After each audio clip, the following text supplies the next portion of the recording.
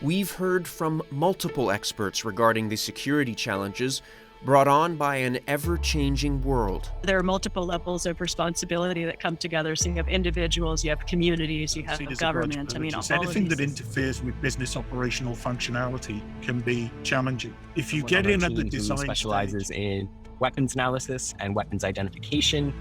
We have a satellite imagery and remote sensing expert. Really we have other people hard results and really difficult outcomes for an organization of our size to manage. But sometimes it's worth repeating key points of information, especially as we learn more about business continuity, disaster preparedness, and crisis management. This is a look back at the most insightful conversations on SitRep so far. Hello there, I'm Tristan Field-Jones, and welcome to another edition of SitRep. First of all, I want to welcome our new listeners and subscribers. We've had an uptick of folks checking out the podcast over the last little while, so thank you for spending some time with us. By the way, if you want to get in touch with me, if you have any comments or feedback, you can reach out anytime by emailing sitrep@samdesk.io if you're so inclined. So if you're new to the show or you've been following us since the very beginning, maybe you don't have time to go back and listen to several months worth of content. Not to worry. I've put together some of the best discussions and biggest takeaways from the first 6 episodes. A full guest list for this particular episode is in the description if you want to find out more about the people who've previously been on the podcast. And we'll also release these compilations from time to time as we interview more experts. All right, first up, we have Adam Conway, the Emergency Management Team Lead at the University of Alberta. That's a Canadian institution with over 40,000 students in facilities around the world.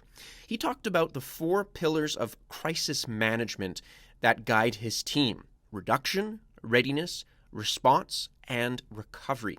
He also provided some fascinating insight into how COVID-19 completely changed security procedures and some of the emerging threats he's keeping an eye on. Most of the members of our team have a minimum of time that they can give us for training or orientation in advance of something.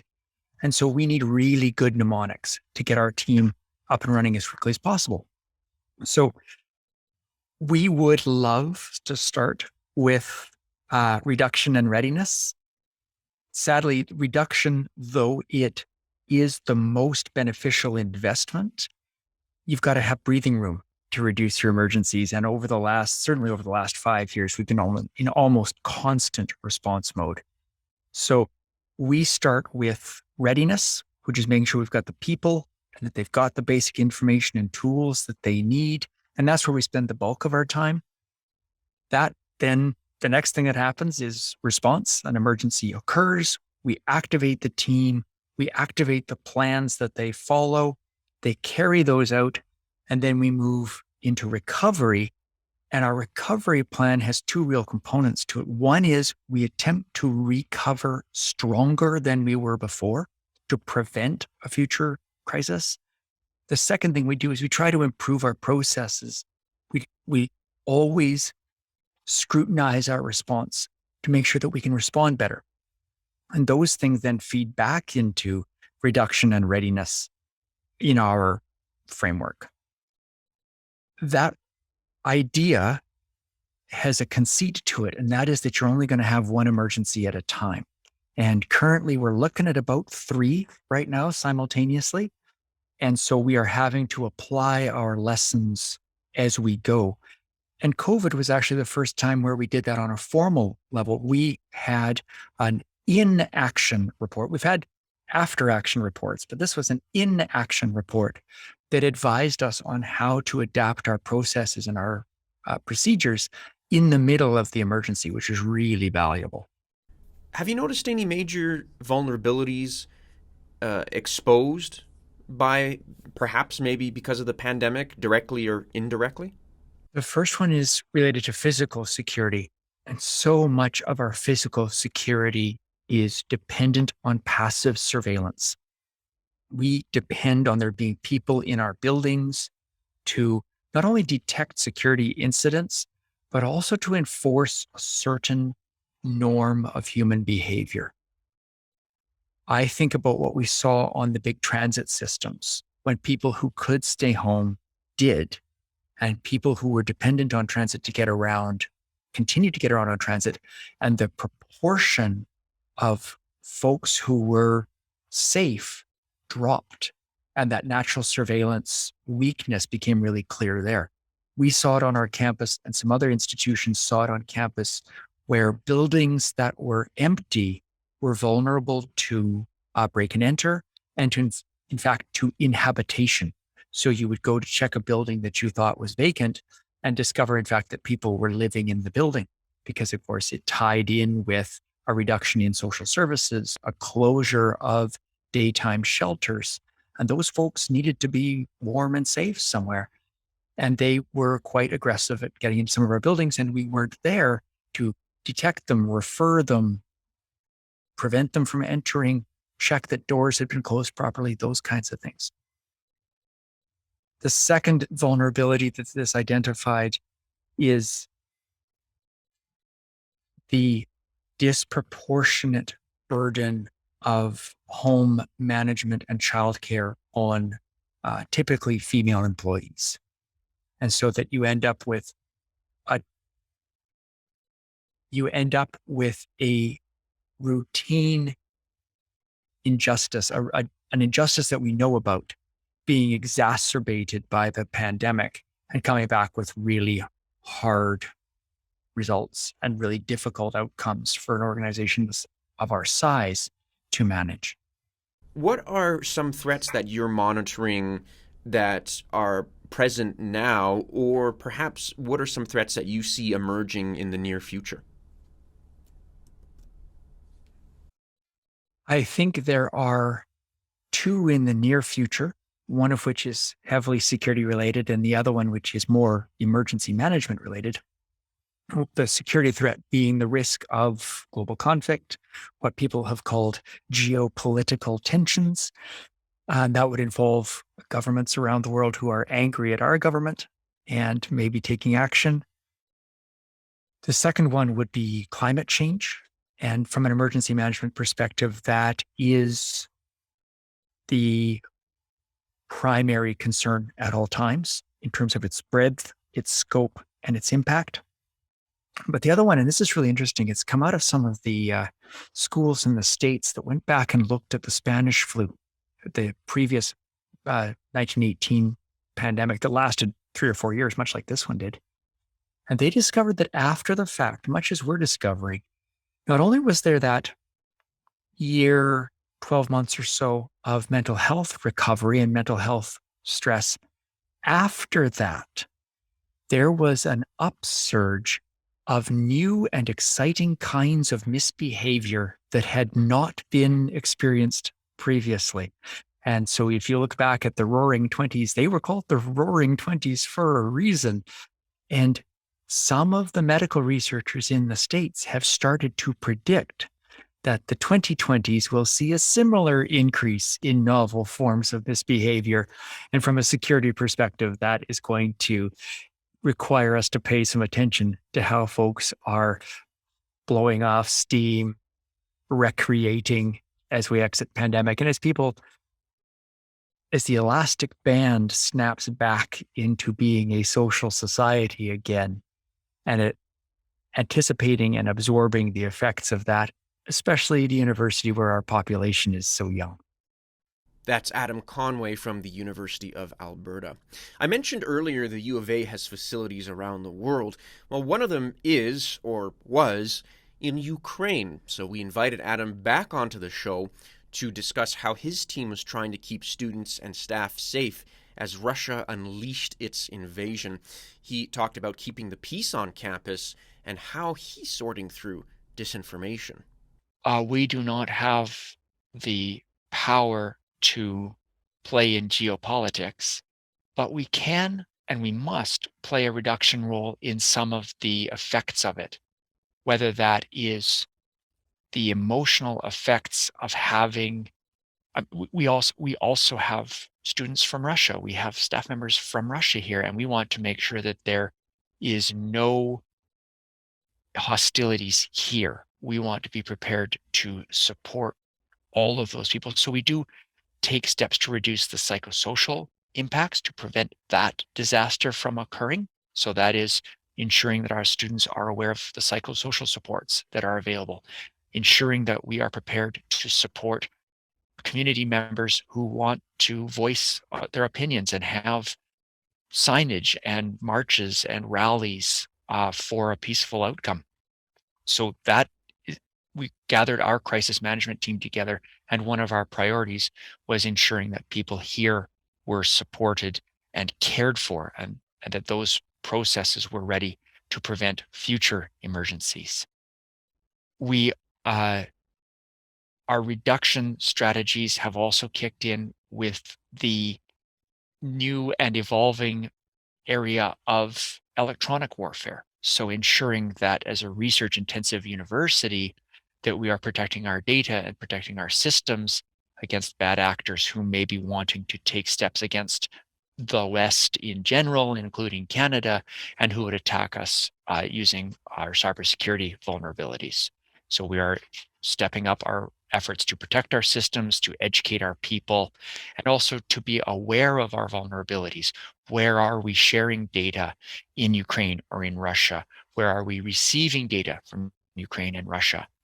Where are we sending our finances? Do we have any financial transactions that are affected by this? How are you sifting through misinformation and disinformation while trying to get these accurate details out as soon as possible?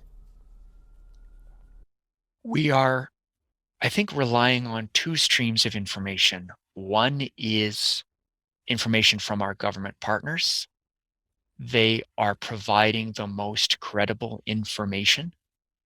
The most valuable information is probably coming out of the second stream, which is the local individual information from the people who are there. So I have been in direct contact with the folks from our community who are in Ukraine on a personal first name basis, so that I am able to get from them the information that is most important to them for getting the support that they need. We take their knowledge or their requests or their situations, we lay that over the information from government, and then we're able to go back and say, okay, here is the process for rapid immigration. Here is the process for processing tuition payments. Here's the process for receiving scholarships. And if those systems don't work, here's how we're developing some backup processes to make sure that nobody is unduly affected by this in ways that we could control.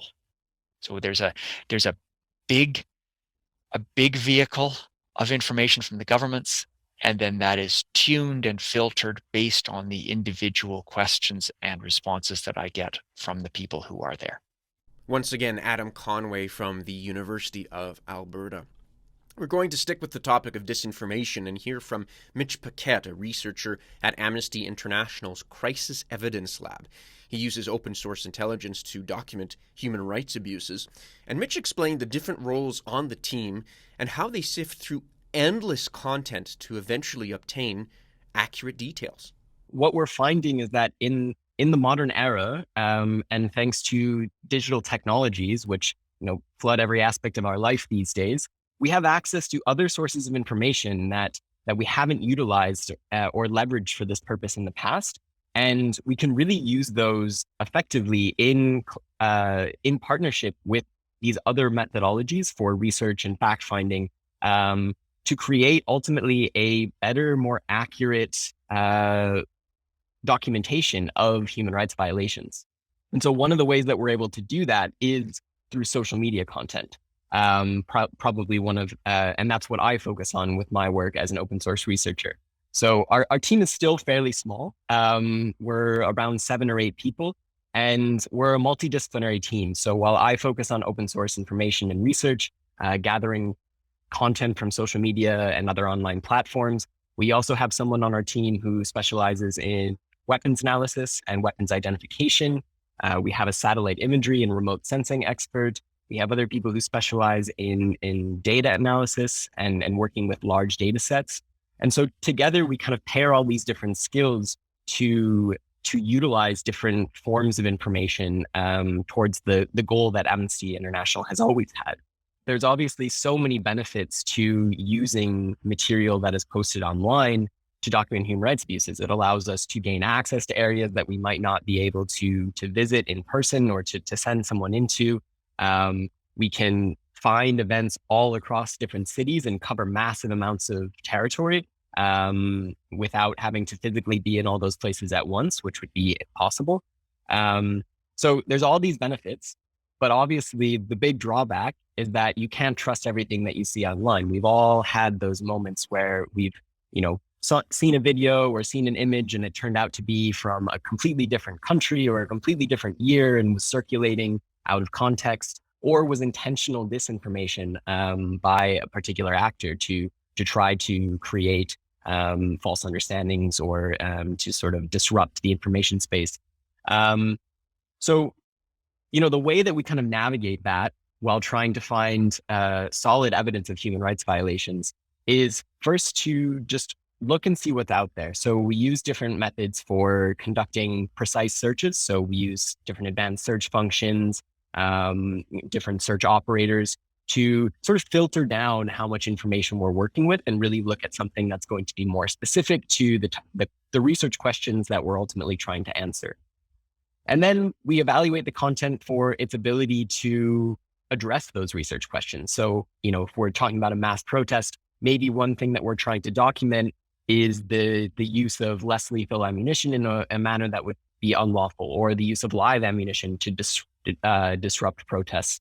So we're looking for very specific violations, and then we're trying to find content that effectively addresses those questions. Once we've done that, and we found content that might provide evidence of possible human rights violations, then we need to verify that the content is actually from the place that it's supposedly from, and from the place that we're trying to document violations in, as well as from the time period that events are supposedly taking place in. So we use techniques like geolocation, which I mentioned earlier, where we use different tools and imagery sources to match up with distinct features in a video. Maybe it's a bridge in a background or a particular shop sign if we're in an urban environment, to be able to say for sure that, yes, this video was captured at this exact location. And then we use different techniques for chronolocation. So we'll run a reverse image search, make sure that piece of content hasn't appeared online in a prior incident or in a previous year or month, whatever it might be. And then looking at other things like the shadows in the video to confirm the time of day, make sure that checks out with other sources of information that we have, whether it's reporting from the ground or other things. So it's never just one piece of content in isolation, but those are the processes that we go through to verify it. And then ultimately, at the end of the day, we're still an organization that prides ourselves on really quality reporting from the ground. So we'll try to pair that information with witness testimony and other sources to be able to corroborate what we're finding in the visual content. That's Mitch Paquette, who was with Amnesty International. Now let's switch gears and talk about environmental design. It's an important and sometimes forgotten component of creating secure spaces, according to Mike Franklin, the Vice President of Risk Management and Community Safety at Lionsgate Risk Management Group. He dived deeper into why you need to design and build workplaces with security in mind. One of the key issues that clients confront with buildings that are poorly designed is they're not set up for good natural surveillance or even formal surveillance if required. They're not landscaped sympathetically to support that ambition. They don't have, and you see with business, business product is a priority. So often, I've mentioned previously that security is seen as a grudge purchase. Anything that interferes with business operational functionality and creates an imposition can be challenging. If you get in at the design stage, you design a functional building that minimizes opposition, preserves aesthetic, which you can do, even with security in there. You include discrete security you also provide an inviting, safe environment, which is going to have so many side benefits. So, design, natural surveillance, an ability for an owner to exercise territoriality controllably, the management of access control points, both vehicle and pedestrian, into a building. These are all features that can make security deliverable or a headache, quite frankly. Let's say your company or your organization is in a mall or is in a large office tower, and you don't necessarily have the flexibility to, maybe construct a safe space or to renovate an existing space. What are your options at that point for environmental design? It's to expand really the mindset to not look in a silo way at just your own premises. It's about recognizing, using the mall example you've just given, that there is a wider mall community that could be engaged and work with you to create a more substantial layer of protection. So, good communication, recognizing that maybe some communal security is going to be part of the package there. I'm sure you've seen it in malls that you have security personnel walking around the mall. They're not there just to serve the management company that runs the mall, but they're also there to provide a service to the tenants. And of course, it's part of the inducement for tenants to be on site. So it's community. It's looking beyond your own silo requirements often and into that broader community safety that can be provided the whole mall. So it requires collaboration, cooperation, clear lines of responsibility, all achievable and in a proactive way. Design is part of the solution. I'm going to give you a quick example. Did some work for a significant bank where they were experiencing problems servicing their ATMs, so their automatic telling machines. So, and it was largely an issue of the distance from the vault with cash to actually reload those machines. It was accessible through the publicly occupied space of the bank, and it was a problem. The simple solution was actually to construct in that existing premise an additional wall which separated that public space from that cash reloading point. So you can change space. I do recognize that established buildings, particularly heritage buildings, are not amenable to structural change, but you can either change design or adjust procedures to create a safer operating space and environment. That's Mike Franklin at Lionsgate Risk Management Group. One of the biggest threats we face nowadays involves extreme weather. I spoke with Erica Fleishman, the director of the Oregon Climate Change Research Institute, and she's also a professor at Oregon State University. She's an expert in wildfires, which are becoming more intense and widespread as a result of global warming. Erica provided us with tips on how to prepare for wildfires, and we also examined 3 risk factors used by the American military to determine the threats posed by climate change. Where I live, there's a high risk of a major earthquake. Many of the things that I might do to be prepared for a major earthquake are similar to what I might do to be prepared for a fire. Obviously there are some differences, but there are things like knowing how you would evacuate. Ideally, and these are things where there are multiple levels of responsibility that come together. So you have individuals, you have communities, you have government. I mean, all of these systems ideally would be working together, but knowing what's the best route to evacuate? Are there multiple routes to evacuate? Things like, having in your home and in your vehicle and in your place of work, if you work outside the home, having water, having food, having things that will allow you, if you're cut off from, say, electricity or from heating, cooling, things like that for several days, are you going to be able to just keep yourself alive and reasonably comfortable? So people are thinking about things like that. in fire-prone areas, sometimes there's discussion about having a fireproof box, something like that. So, if you can't take all the documents with you or something like that, having something that is unlikely to burn in the case of a fire, or maybe you can put a couple of valuables or, things like that. Um, Knowing where, let's say a lot of us don't know where to turn off the gas to our houses or to our businesses. So things like that to try to make that area as secure as possible. There are a lot of things and knowing what's happening with your neighbors. So, where are you going to meet with your loved ones if you have to evacuate? Is there someone nearby in your place of work or your community who has limited mobility? And in the case of an emergency, may need some assistance in evacuating. There's also a lot of discussion about alert networks. So, many of us rely on mobile phones, for example, to learn about emergencies. Well, what if something knocks out the cellular network? So having a radio, there are a lot of things that we're not necessarily conditioned to think about right now. At the municipal level or, through sort of private networks, there's more and more discussion about how do you ensure that people who have hearing impairments or visual impairments, that they're able to get alerts.